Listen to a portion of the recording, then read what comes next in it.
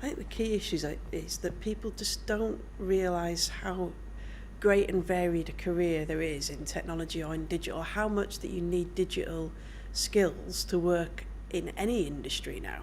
So people say, well, I'm not into technology, or I'm not interested, I don't want to be sitting typing at a computer every day, or they have this image of a job that's digital or in a technical role, that it's very sit down and type and don't talk to people type job, where that's about as far as you can get from the truth, that it's actually quite a people focused, engaging career.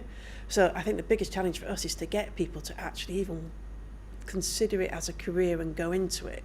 And so our real passion is to get people to realise, A, there's great careers out there, but B, that having digital skills and having the understanding of technology can help you in every walk of life, from working in an office to even working in a warehouse now, and that comes with digital technology and things like that.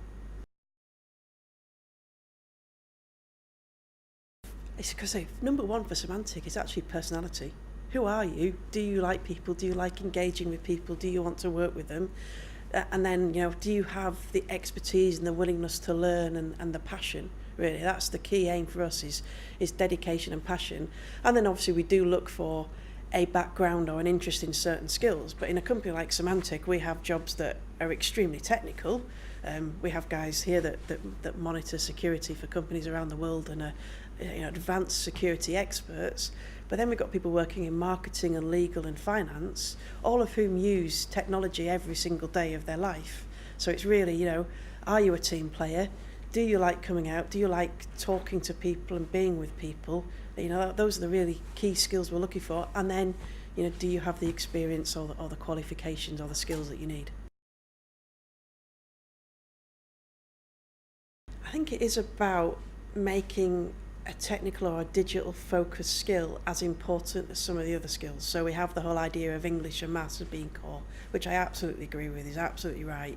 But you actually now need to have digital skills as much as that going forward and going thing. I think some of the work that's been done recently with the idea of the new ICT program, where it's actually about technology and how to use technology and even coding and programming rather than glorified desktop publishing, is the key. Making a qualification that helps to drive interest, get people involved and get them working and wanting to do a career. Don't go to a child that's interested in technology. Great, we're going to teach you how to use PowerPoint for the next 2 years to the point where you're bored. It's giving them opportunities to get engaged, to get enthusiastic, and then going on into university, doing the funding and running things in university. And I think in the UK we're actually quite good at that once we get people interested. I mean, we've got some of the best centres of excellence for computing, and even for my area of security, we've got 7 centres of excellence in the UK, internationally recognised places like Royal Holloway.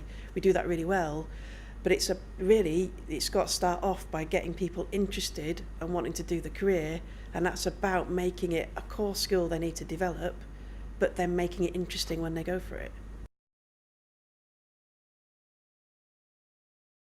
So it's things like we do at Symantec. We're really keen to reach out to schools and to industries and to organisations like TeenTech to say, how can we help to show people that a technology career is not about having bad hair, never cleaning and eating pizza. It's about actually having a job that involves being out, talking to people, engaging, and then there's lots of varieties.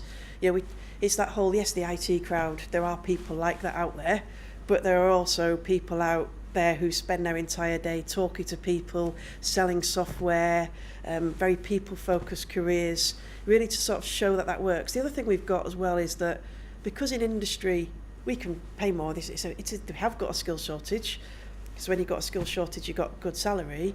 The problem is that then before we take a lot of the expertise that might be available to education to help bring the next people along, if you've got the skills, you're more likely to go into industry than you are necessarily to go into teaching unless you've got a strong vocation.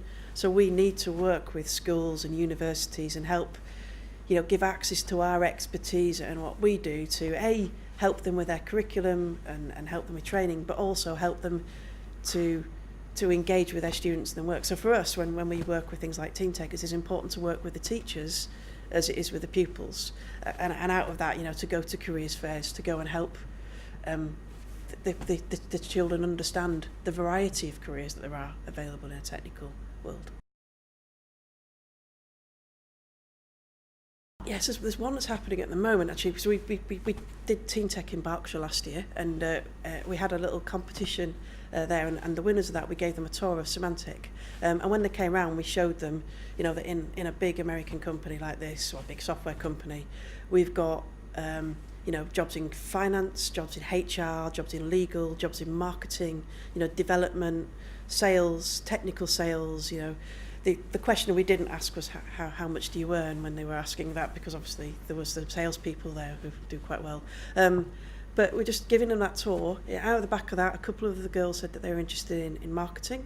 A couple of the boys were interested in coding. And actually, since then, we did a careers fair at that school a few weeks ago. And, lots and lots of interest from the people in the school about, careers in technology, being able to talk to them about the fact that you don't just have to go through to a degree.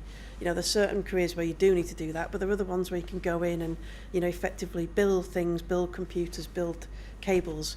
And then for ourselves, from a security point of view, one person who came up and said they're interested in the idea of being an ethical hacker.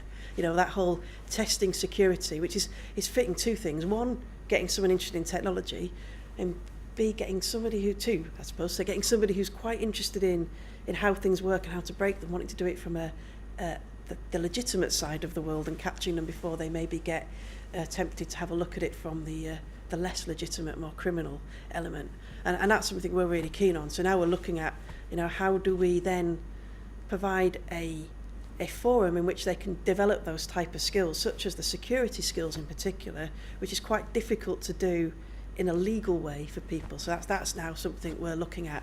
So it all started from going to one TeenTech event, getting engagement with one school, and then that one school, we're now getting an ongoing engagement with them where we can talk to them about work placements and presenting about skills and careers fairs and where people can go.